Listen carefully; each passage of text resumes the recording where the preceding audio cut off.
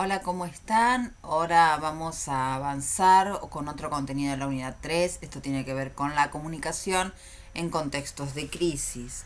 Lo primero que tenemos que hacer es poder definir cuándo estamos en crisis, entendiendo que se trata de una alteración en el funcionamiento normal y en lo previsto para la organización en la que participamos, que vulnera la imagen corporativa, pone en duda la capacidad de la organización para responder a contextos inesperados, ¿sí? Y impensados, que pueden poner en peligro el logro de los objetivos planteados inicialmente. Lo que vamos a encontrar es que podemos caracterizar un contexto de crisis a partir de que son fenómenos observables, por eso es fenoménica la situación, tiene elementos particulares que la destacan y evidencian que su proceso es distinto de lo que habitualmente estamos acostumbrados.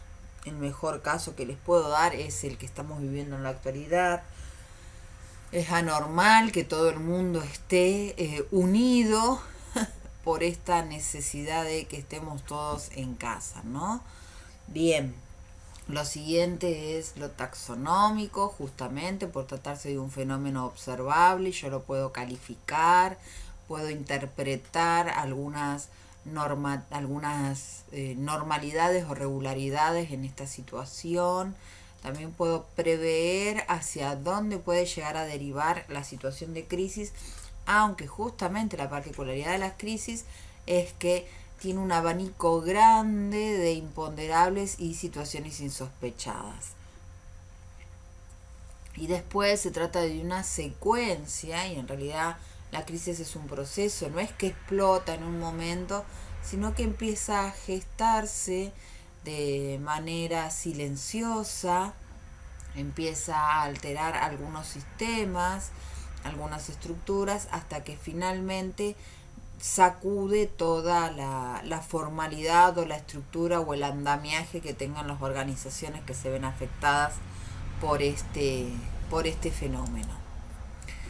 Frente a esto, las organizaciones se ven obligadas a prestar una atención distinta, accionar de manera distinta.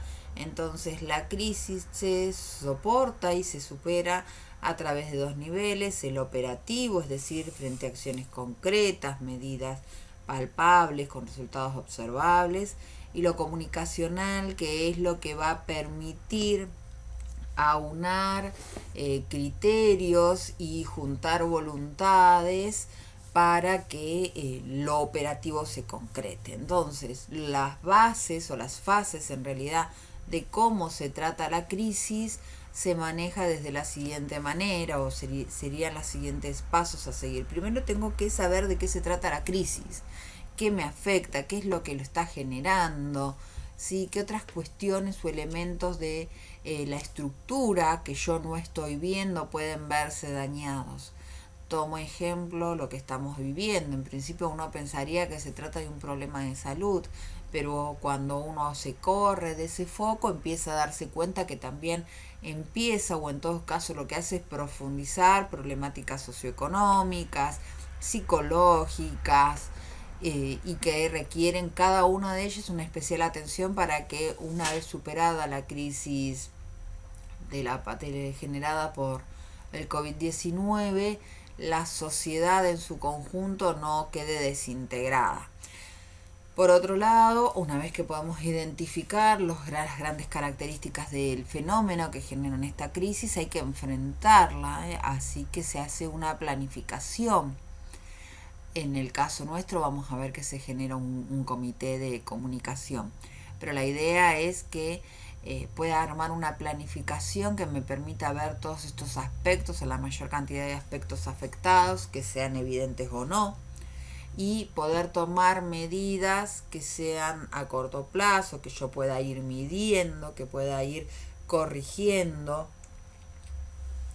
Las crisis requieren de planificaciones cortas, que uno pueda ir revisando periódicamente el paso a seguir, porque yo les diría que imaginen la metáfora de un Shenga en el que uno está ese juego donde uno tiene un montón de maderitas apiladas y vas sacando una ficha y la vas poniendo arriba y tenés que tener cuidado que toda la torrecita no se caiga. Bueno, con la crisis pasa eso, la crisis o el fenómeno que genera la crisis saca varias de esas maderitas, algunas las puedo identificar y después me deja muchas otras en situación de vulnerabilidad. Entonces, cuando yo voy a enfrentar la crisis, tengo que tener un plan que sea capaz de poder identificar todas estas herramientas. Una vez determinado el plan, tengo que llevarlo a la efectividad, ¿sí? A poner en marcha ese plan, y ahí empieza el proceso de resolución de crisis, donde lo que empiezo a tratar de hacer es a unar voluntades, a unificar conductas detrás de ese objetivo y esa modalidad elegida.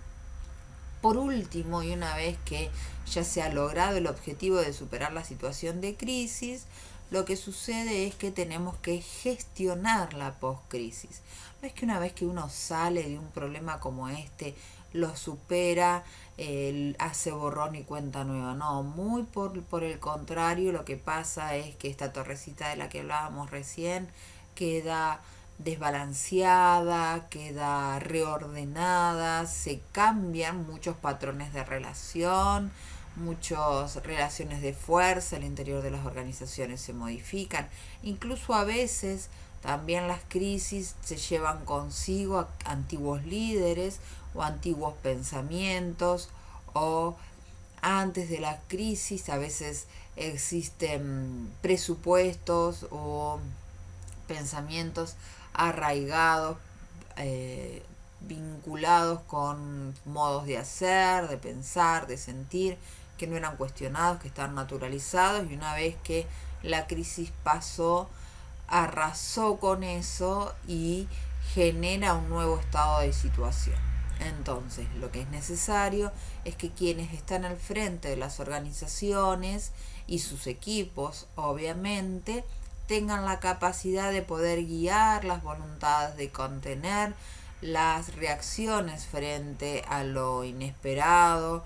La intolerancia a la incertidumbre es algo que se debe manejar muchísimo en la crisis, y que también en la post-crisis puede hacer que las personas se desorienten, se sientan vulnerables, actúen a la defensiva. Entonces, bien, la post-crisis es muy importante también en todo este proceso de superar una situación de alteración semejante.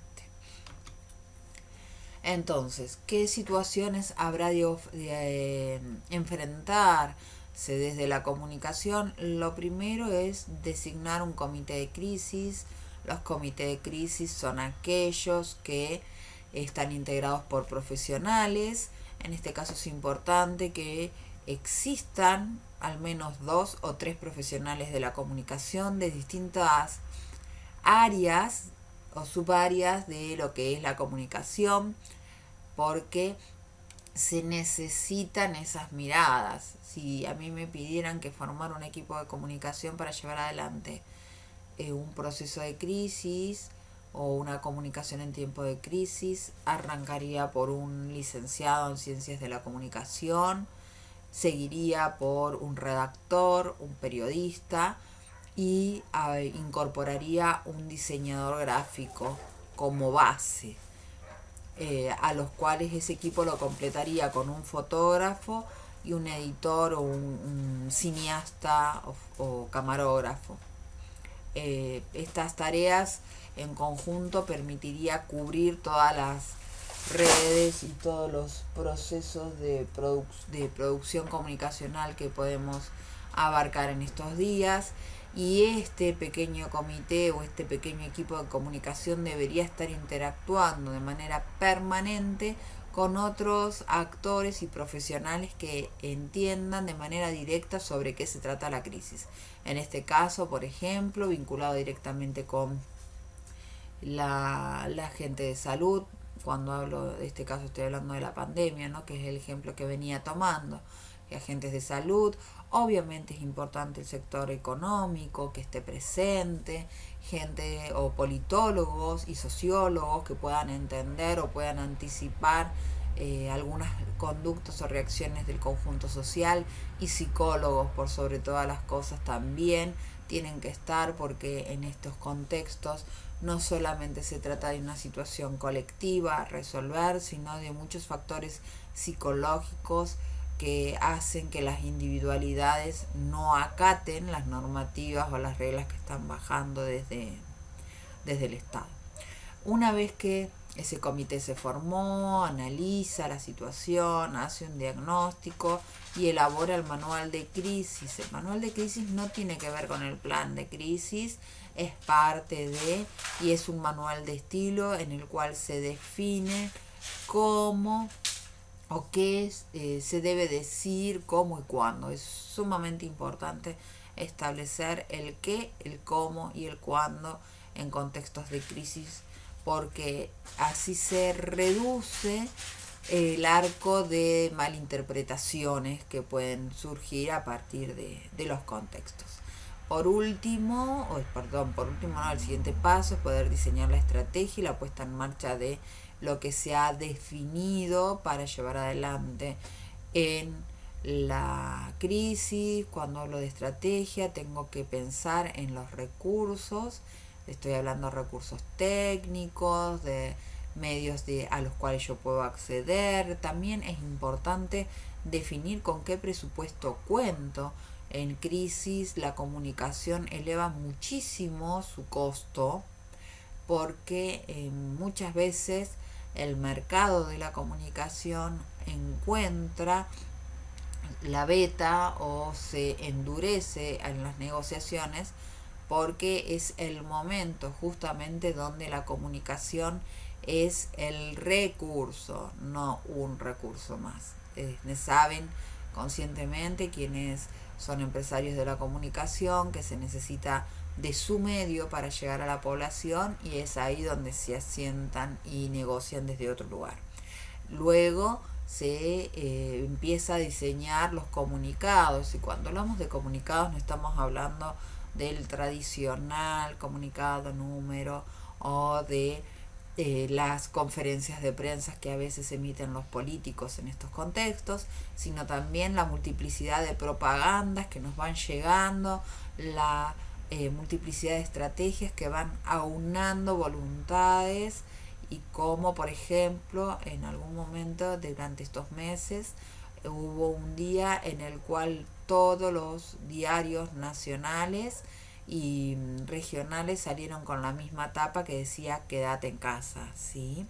Ese fue el punto inicial, el punto de quiebre, inflexión, de aunar voluntades para que entendamos que tenemos que quedarnos en el hogar. Una vez que está todo eso terminado y puesto en marcha, tenemos que hacer y durar el seguimiento y atención de los medios en la crisis y en la post-crisis. ¿Por qué es importante esto?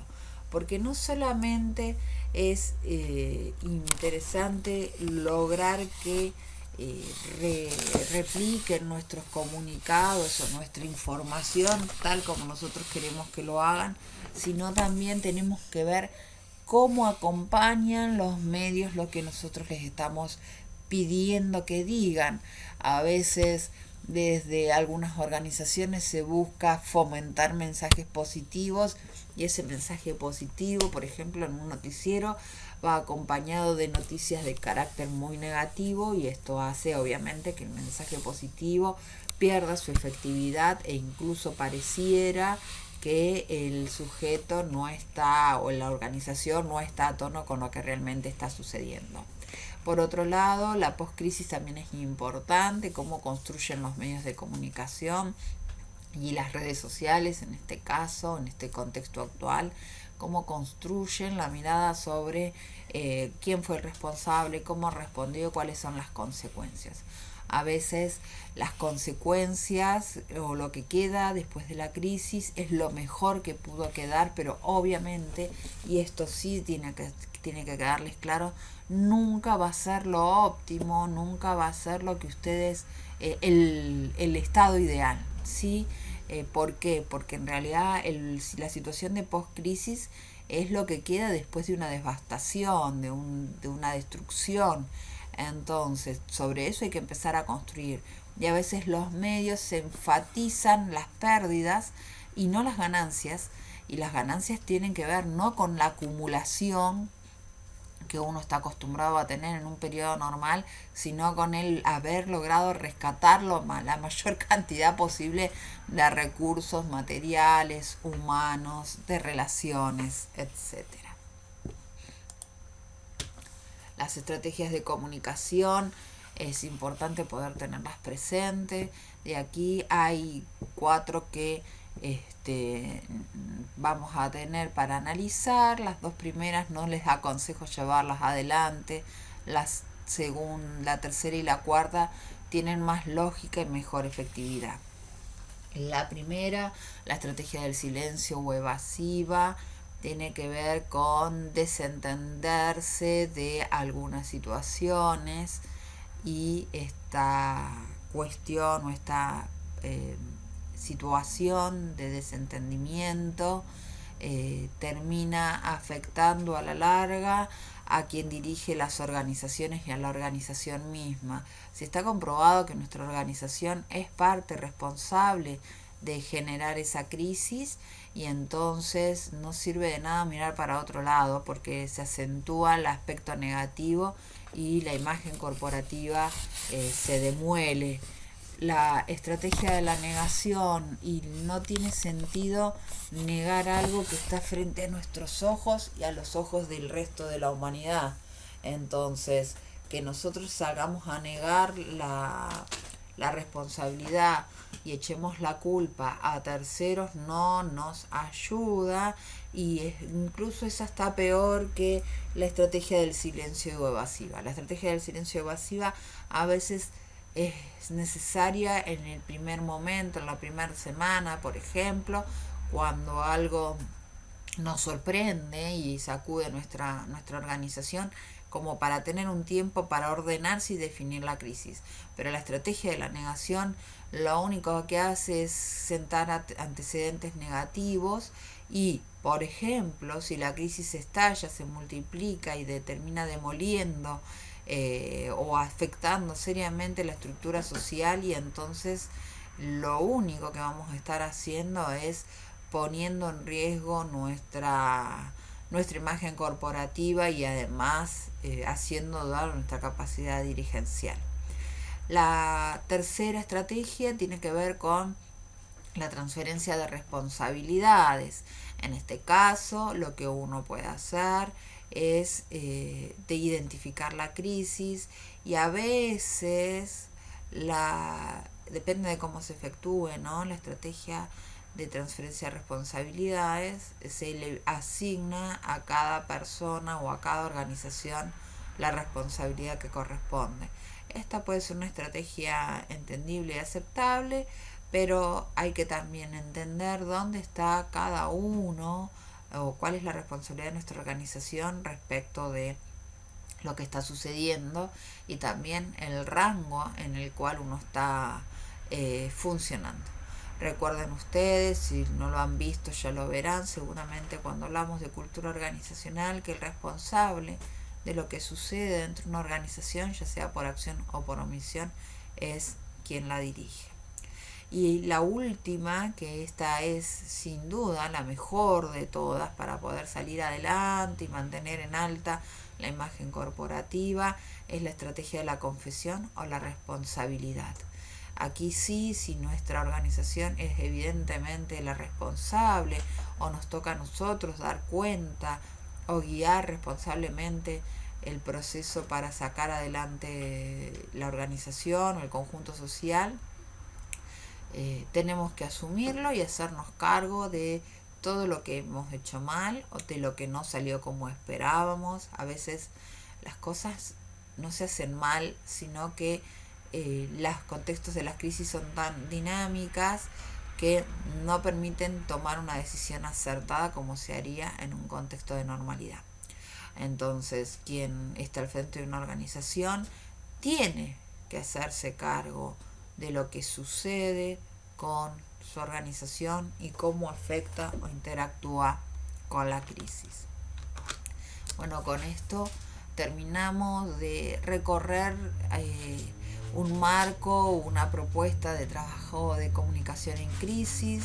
Recuerden que además la comunicación es lo que construye el nexo en las relaciones humanas y que esas relaciones humanas no solamente tienen que ver con la relación entre la organización y el exterior, sino también el interior, y que la crisis sacude el interior de las organizaciones, su estructura base, y siempre es necesario reforzar los mensajes positivos con directivas claras para que los miembros dentro de nuestra organización no sientan que están en un barco a la deriva y que su vinculación con la organización y los miembros de la organización se resienta. Bueno, nos estamos viendo muy prontito. Cualquier duda, ya saben, sobre este u otros temas, está a su disposición los foros de dudas y si no las clases virtuales que estamos llevando adelante. Un saludo grande.